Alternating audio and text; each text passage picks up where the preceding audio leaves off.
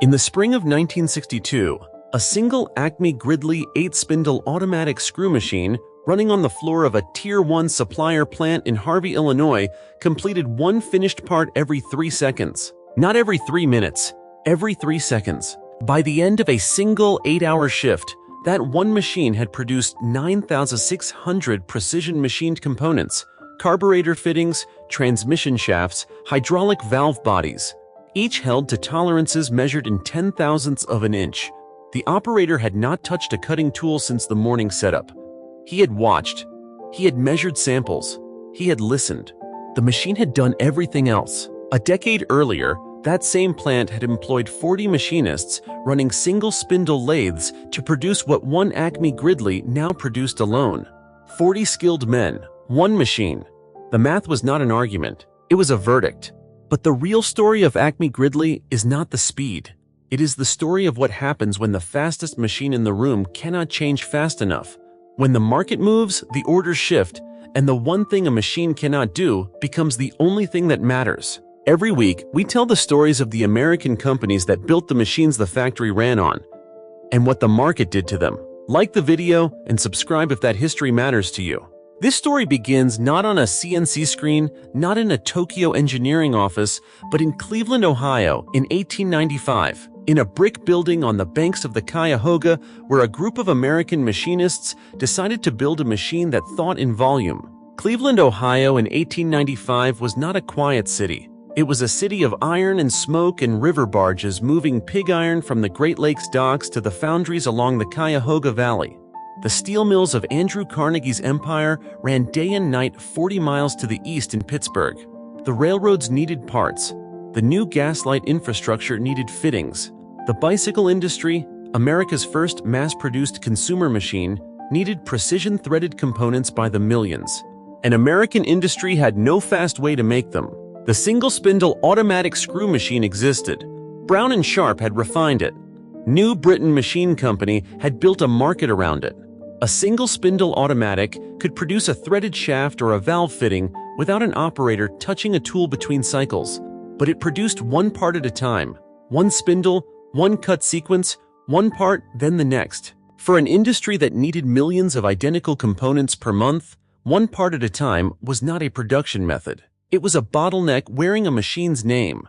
The Acme Machine Screw Company was founded in Cleveland in 1895 to solve a specific American manufacturing problem: how to produce precision threaded and turned components at a rate that matched the velocity of American industrial demand. The founders were not inventors in the romantic sense. They were production men, machinists and manufacturing engineers who understood that the constraint was not accuracy. American machine tools could already hold tight tolerances. The constraint was throughput, parts per hour, parts per shift, parts per dollar of floor space. The answer the company eventually built toward was the multi-spindle principle, a machine with not one rotating spindle but 6 or 8, arranged in a drum that indexed through positions, each spindle presenting its workpiece to a different cutting tool at each station simultaneously. While spindle 1 was being turned to diameter, spindle 2 was being threaded, spindle 3 was being drilled, spindle 4 was being cut off. Every index cycle of the drum produced one finished part. The machine did not pause between parts. It indexed, and the next part was already in the cut. The Gridley Machine Company, operating in the same industrial orbit of northeastern Ohio and northern Illinois in the early 1900s, had developed its own multi-spindle design along parallel lines. Both companies understood the same industrial truth.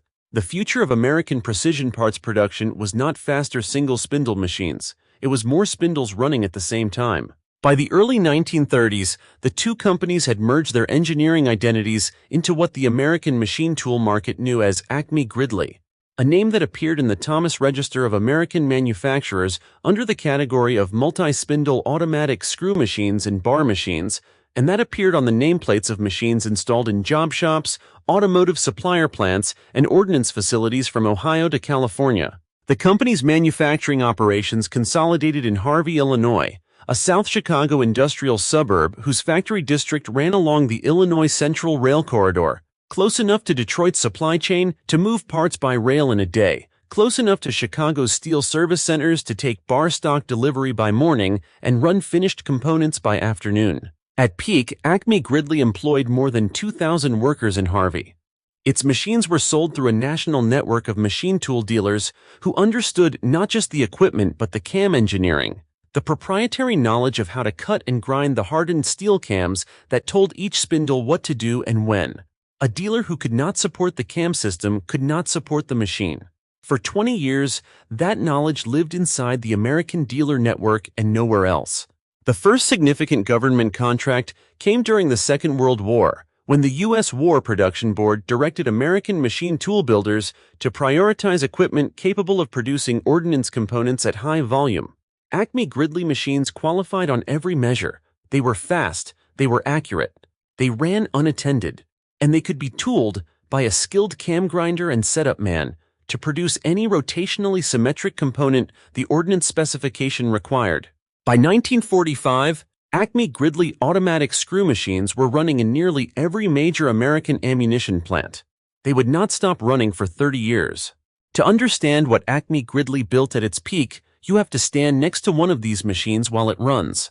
The Acme Gridley 8-spindle automatic screw machine was not a large machine by American heavy industry standards.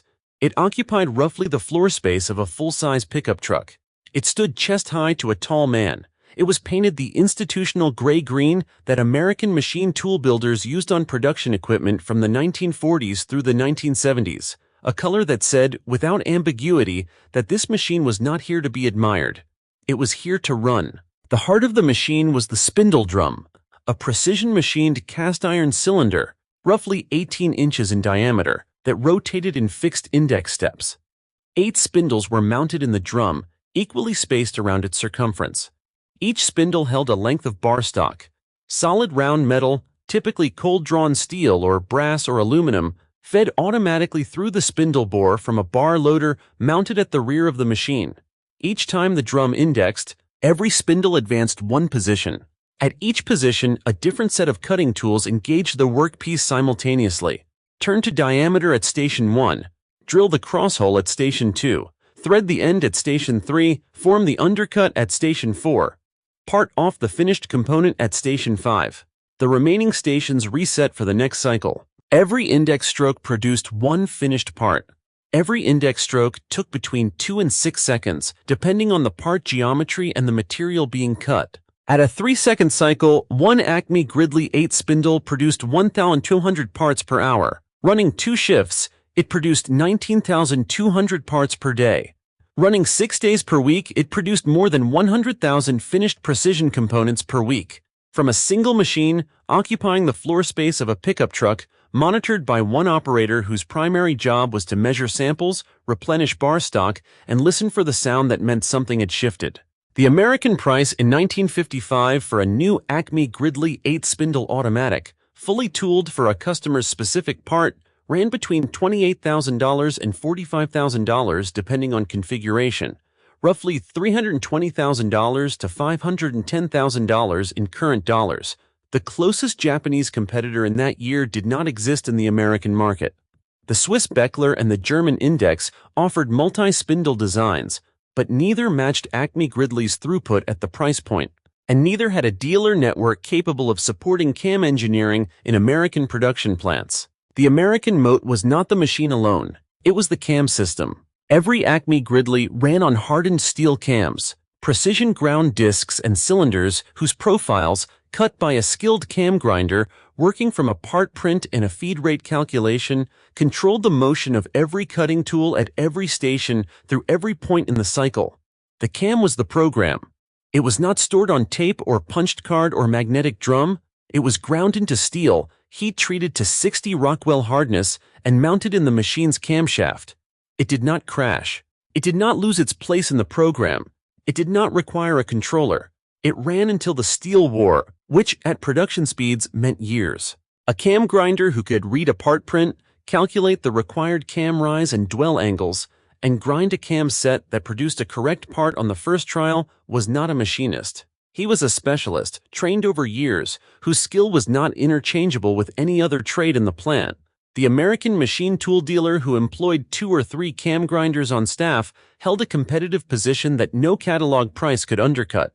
The institutional endorsement list for Acme Gridley equipment read like the procurement registry of American industrial production at mid-century. General Motors' Saginaw steering gear division standardized on Acme Gridley multi-spindle machines for steering column components. Ford's transmission supplier network in southeastern Michigan ran Acme Gridley equipment on valve body and shaft production. Chrysler's carburetor supplier plants in Ohio ran Acme Gridley machines on jet and needle seat production. The U.S. Army Ordnance Corps approved Acme Gridley equipment for small arms component production at arsenals, including Rock Island, Illinois, and Watervliet, New York. The Boeing supplier network in Wichita, Kansas ran Acme Gridley machines on hydraulic fitting production for commercial and military airframes. The nameplate on the spindle drum casting was not a city of origin. It was a throughput guarantee. The years between 1942 and 1968 were the years that Acme Gridley machines ran without apology. The Second World War had established the operational template. When the War Production Board surveyed American manufacturing capacity in 1942 and identified the bottlenecks in ordnance production, the answer in the precision components category was automatic screw machines. And Acme Gridley was the name that appeared most consistently in the production capacity assessments of the Army Ordnance Department. The machine that could produce a .30 caliber cartridge case component, a fuse body, a trigger group pin, a firing pin blank, at 1,200 units per hour, unattended, to ordnance specification, was not a theoretical asset. It was a strategic one. At the Lake City Army Ammunition Plant in Independence, Missouri, the largest small arms ammunition facility in the United States, Acme Gridley multi-spindle automatics ran around the clock on 3 shifts, 7 days a week, from 1942 through the end of the war. The plant produced more than 3 billion rounds of small arms ammunition during the conflict. The precision components in each round, the primer pocket, the case mouth, the extractor groove, were held to tolerances measured in 10,000ths of an inch. The machines that held those tolerances did not stop running between VE Day and VJ Day. They ran straight through. When the war ended and American industry converted back to civilian production, the Acme Gridley customer base did not contract. It expanded. The American automobile industry of the 1950s was not just an assembly operation. It was a precision manufacturing ecosystem that extended through hundreds of Tier 1 and Tier 2 supplier plants across Michigan, Ohio, Indiana, and Illinois. Every carburetor required jets, needles, seats, and fittings machined to close tolerance. Every automatic transmission required valve body components, shaft assemblies, and clutch pack hardware produced in volumes that matched the assembly line's daily output. Every power steering unit required precision-turned fittings and valve spools. Every one of these components was a candidate for Acme Gridley production. General Motors alone operated or sourced from more than 200 precision parts supplier plants in the mid-1950s. A significant fraction of those plants ran Acme Gridley equipment as their primary production machinery. The Saginaw Steering Gear Division's plant in Saginaw, Michigan, ran a battery of Acme Gridley 6-spindle and 8-spindle machines on steering gear components that went into every GM passenger car built between 1950 and 1968. The Delco Products Division in Dayton, Ohio ran Acme Gridley machines on shock absorber components. The Fisher Body Stamping Supplier Network ran Acme Gridley machines on fastener and insert production. This was not a niche market. This was the production infrastructure of the American automobile, the most complex and most precisely manufactured consumer product in the world at mid-century, and Acme Gridley machines were inside it at every level. The cultural peak of the Acme Gridley story arrived not with a single dramatic contract or a celebrated product launch. It arrived quietly, in the accumulated daily output of machines running in plants whose names appeared in no headline. Harvey, Illinois; Saginaw, Michigan; Fostoria, Ohio; Alliance, Ohio.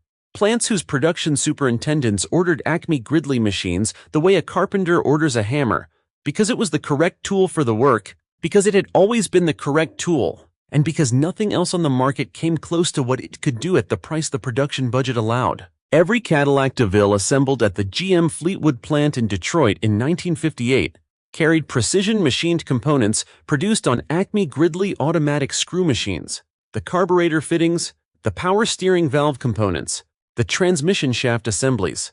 more than 800 individual machined parts per vehicle, many of them produced at rates exceeding 1,000 units per hour, on machines that had been running since before the Korean War. And that showed no sign of stopping. The sensory memory of an Acme Gridley plant floor in full production is not a quiet one. 8 spindles running simultaneously produced a sound that experienced operators described not as noise, but as information. The fundamental tone of the spindle drum rotating at cutting speed, a deep mechanical rhythm, felt as much in the chest as heard through the ears. Layered above it, the individual cutting tool signatures, the higher pitch of a threading die engaging bar stock, the lower register of a form tool taking a heavy cut, the sharp tick of a parting tool completing a cutoff and releasing a finished component into the parts chute below. And beneath all of it, the steady rhythmic index stroke of the drum, a sound like a large clock, measured and certain, marking the production of one more part. A machinist who had run single-spindle equipment and moved to an Acme Gridley plant for the first time described the experience in the pages of American Machinist magazine in 1953 as arriving at a fundamentally different understanding of what a machine tool could be. On a single-spindle automatic, a skilled operator could follow every cut. He knew where the tool was, what it was doing, what sound a correct cut made versus a worn tool or a bad bar. On the Acme Gridley, the cuts were happening simultaneously at 8 stations. The operator's job was not to follow the cut. It was to read the machine as a system, to hear the composite sound of 8 operations running correctly, and to hear within that composite the single note that had shifted. That skill was not taught in any American vocational program. It was learned on the floor, alongside a setup man who had spent a decade developing it, passed down the way all genuine shop floor knowledge was passed down in American manufacturing. Not through a manual, but through proximity and time. The cam grinder occupied a position in the Acme Gridley production ecosystem that had no equivalent in any other machine tool discipline. When a new part was to be produced, the process began not with a program and a keyboard, but with a part print, a feed rate calculation, and a blank cam disc. The cam grinder translated the geometry of the finished part into the geometry of the cam profile, calculating rise angles, dwell periods, and acceleration curves that would move each cutting tool through its required motion at the correct speed and with the correct dwell at the cutting position. He then ground that profile into hardened steel on a cam grinding machine, verified it against a layout plate, and handed it to the setup man who mounted it in the camshaft and proved the part. If the first part was not correct, the cam went back to the grinder, not the program, the cam. This was not a slower process than CNC programming. For high-volume production of a stable part, it was faster, because once the cam was correct, it ran indefinitely without drift, without program errors, without controller faults. The cam did not forget. It did not require a software update. It wore, slowly and predictably, and when it wore to the point of affecting part quality, it was reground or replaced by the same man who had made it. Peak employment at the Harvey, Illinois facility exceeded 2,200 workers in the early 1960s. The machine tool dealer network supporting Acme Gridley equipment across the American Midwest employed cam grinders, application engineers, and setup specialists whose combined knowledge represented an institutional capability that had taken 30 years to build. Annual production of new Acme Gridley multi-spindle machines in the early 1960s reached several hundred units per year, each machine representing a capital commitment by an American manufacturer who expected it to run for 20 years. Most of them did. The first warning arrived not as a crisis, but as a number. In 1968, the National Machine Tool Builders Association published its annual statistical report on American metal cutting equipment shipments and imports. The Japanese import line item, which had been a footnote in the early 1960s, had grown to a figure that required a second look. Japanese builders, Citizen Machinery, Tsugami, Star Micronics, were not yet selling multi-spindle automatics into the American market in volume, but they were selling something that the American machine tool establishment had not taken seriously. The CNC Swiss-type sliding headstock automatic, a single spindle machine, slower than an Acme Gridley on any given part, but programmable in hours, not days, changeable from one part to another without touching a cam. The American machine tool establishment's internal response to the Japanese Swiss type was, in retrospect, predictable. The Acme Gridley sales organization pointed to throughput numbers that were unambiguous. On a high-volume stable part, a carburetor jet produced in quantities of 500,000 per month, no CNC Swiss type could approach the Acme Gridley's output per dollar of floor space. The math was correct. The conclusion it produced was wrong. The math assumed that the American manufacturing market of 1975 would resemble the American manufacturing market of 1955. It would not. The pivot that Acme Gridley's parent organization attempted in the early 1970s was not a pivot at the machine design level. It was a corporate one. National Acme Company, which had absorbed the Acme Gridley product line through a series of acquisitions that began in the late 1960s, was itself absorbed into larger conglomerate structures whose primary interest was not machine tool engineering. Esmark Incorporated, the Chicago-based conglomerate that held National Acme for a period in the 1970s, was a diversified industrial holding company whose portfolio ranged from meatpacking to chemicals. The engineering budget that had sustained Acme Gridley's cam system development and multi-spindle design refinement did not survive the conglomerate's capital allocation priorities. This was Force 3, the LBO and acquisition wave that ended American machine tool R&D, operating not through a single leveraged buyout but through a slower dissolution. The Acme Gridley name passed through corporate structures the way a precision ground surface passes through hands that do not know what they are holding. Each transfer preserved the nameplate. None preserved the engineering culture. The specific competitor that delivered the first measurable market blow was Citizen Machinery Company of Japan. In 1976, Citizen introduced its L-Series CNC sliding headstock automatic to the American market through a distribution agreement with an American machine tool importer.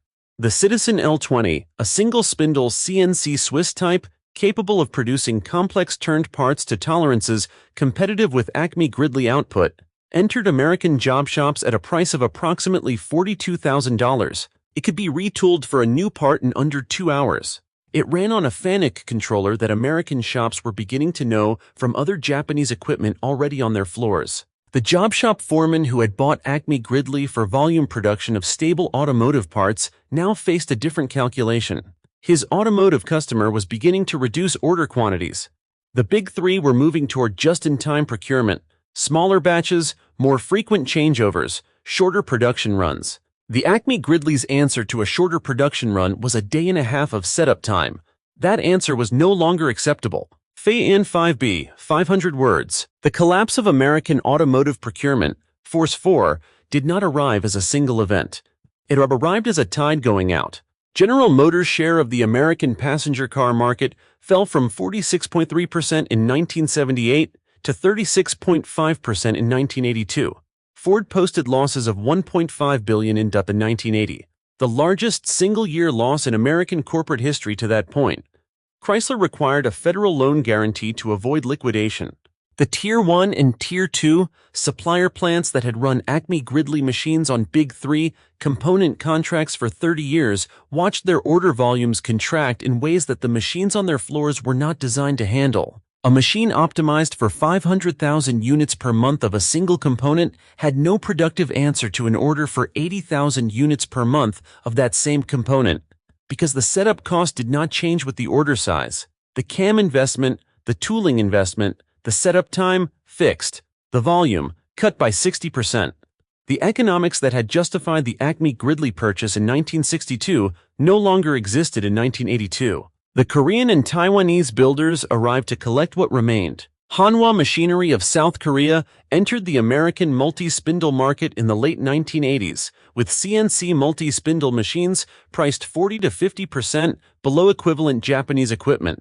The Daewoo Precision CNC Turning Center entered American job shops at price points that made the remaining American-branded equipment, whatever corporate structure now held the Acme Gridley name, impossible to justify on a capital expenditure form. Peak employment in Harvey, 200. Employment by 1988, fewer than 400. The cam grinders were gone first, their skill made redundant by CNC controllers that replaced ground steel profiles with digital motion commands.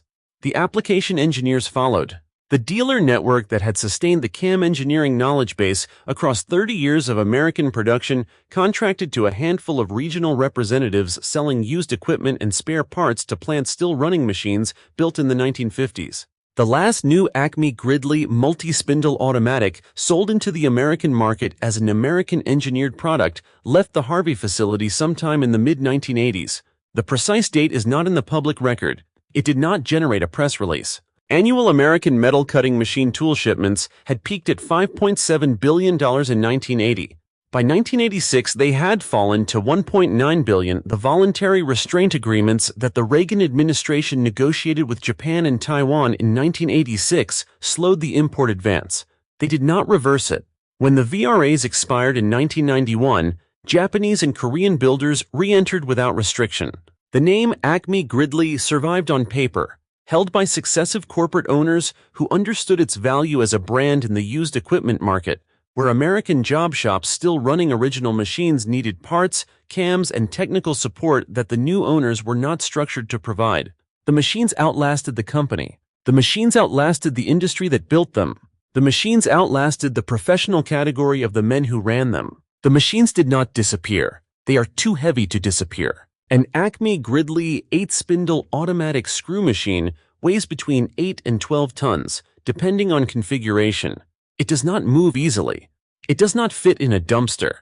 When a plant closed and the liquidators arrived with their clipboards and their auction estimates, the Acme Gridley machines were the last items on the floor to go because moving them required a rigging crew, a flatbed, and a receiving facility with a floor rated to hold them. Many of them never moved at all. They were sold in place to the plant's new tenant, whoever took the lease on the building after the precision parts operation relocated or closed. Some of those tenants ran them. Some pushed them to the back wall and worked around them for 20 years. Some are still there. On the Practical Machinist Forum, Practical Machinist.com, the online community where American machinists diagnose, restore, and argue about vintage American machine tools with a seriousness that most people reserve for more celebrated subjects, the Acme Gridley threads run long. A machinist in Central Ohio posts photographs of a 6-spindle he pulled from a plant liquidation in Findlay. The spindle bearings are original. The cam followers show minimal wear. The question is not whether the machine can be made to run. The question is where to find cam blanks. The answer, posted within hours by another member in Western Pennsylvania, includes a supplier name, a part number, and a note that the supplier has been selling cam blanks to Acme Gridley owners for 30 years and shows no sign of stopping. The Vintage Machinery website, vintagemachinery.org, holds original Acme Gridley and National Acme sales catalogs, operator manuals, and cam calculation guides scanned from copies that survived in plant maintenance offices and private collections. A setup man who learned cam grinding in a Harvey supplier plant in 1971 and retired in 2003 donated his personal copy of the Acme Gridley Cam Engineering Handbook to a regional technical college in Ohio. The college scanned it. It is available for download. People download it. The eBay market for running Acme Gridley multi-spindle automatics is active and specific. A 6-spindle in running condition with a documented cam set for a current production part sells in the range of $8,000 to $18,000, prices that reflect not the machine's age but its remaining productive capacity. Buyers are small job shops running stable, high-volume parts for which the Acme Gridley's throughput advantage over CNC equipment remains in 2024 mathematically unambiguous. The machine is 60 years old. The economics have not changed. The professional categories that disappeared with the brand's decline are not recoverable. The cam grinder, the specialist who translated a part print into a ground steel profile that controlled a machine's every motion, does not exist as a trained American professional category anymore. The Acme Gridley application engineer, the dealer's technical representative who could walk into a plant, evaluate a production problem, design a tooling solution, and prove it on the machine in a single day, retired and was not replaced. The NMTBA certified multi-spindle setup specialist whose knowledge of feed rate calculation, cam geometry, and tooling selection represented a decade of accumulated floor experience, aged out of the American workforce without an apprenticeship program to receive his knowledge. The surprise footnote is this: the multi-spindle principle that Acme Gridley refined over 60 years of American production. Simultaneous operations on multiple workpieces, each at a different stage of completion, each advancing one position per cycle, is the same principle that underlies the CNC multi-spindle machines that replaced it. the Swiss Index MS-40, the Davenport CNC conversion, the Hydromat rotary transfer machine. Each of them is, at its mechanical core, an Acme Gridley with a Fanuc controller where the camshaft used to be. The engineers at Citizen Machinery, who developed the first CNC multi-spindle automatics for the American market, studied Acme Gridley machines in American plants during the early 1970s. They did not hide this. They published technical papers in Japanese machine tool journals describing what they had observed and what they intended to build. The student had been given a tour of the classroom. The student built a better classroom. The teacher's name is not on the door. In the back of a precision parts plant in Fostoria, Ohio, a building that has changed ownership 4 times since 1987 and currently produces hydraulic fittings for agricultural equipment, there is an Acme Gridley 8-spindle automatic screw machine, serial number unknown, built in Harvey, Illinois, sometime in the late 1950s. It runs 1 shift per day, 5 days per week, on a single part that the plant has produced without interruption since 1979. The cam set is original. The spindle bearings were replaced in 1994. The operator who runs it learned the machine from the man who set it up when it was new, who learned it from the Acme Gridley application engineer who commissioned it on the day it arrived. That application engineer has been dead for 11 years. The machine has not missed a shift. Every week, we return to the floors of the American factories that ran on machines like this one, and to the companies that built them, and to the forces that ended them. If that history belongs to you, if you ran one of these machines or set one up or worked in a plant where one ran, subscribe. Leave a comment. The record is incomplete without you. The nameplate still says Harvey, Illinois. The company that put it there is gone. The machine is not.